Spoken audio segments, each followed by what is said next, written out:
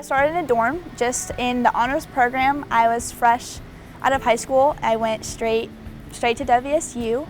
I heard about Spokane through research because my parents had met through WSU, and I was like, I want to continue that family legacy. So I went to Centralia College near my hometown for my first year of undergrad after graduating high school, and I had done some running start in high school. So from there I came to undergrad at WSU Spokane, and I just took a tour before I started, and I loved the feel of the campus.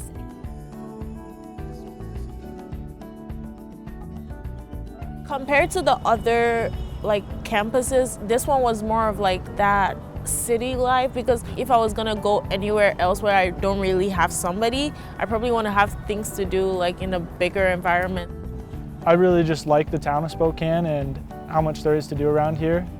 You got the city life, you can be outdoors, and it's a really beautiful campus.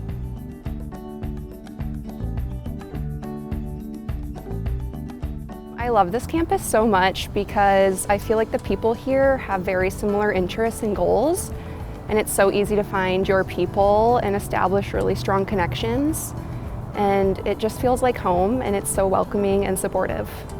I've really enjoyed it. I think that like I said, was really nervous about coming here halfway through my degree program, being from out of state, making all those connections there, and then transitioning. I was really fearful for how that might go.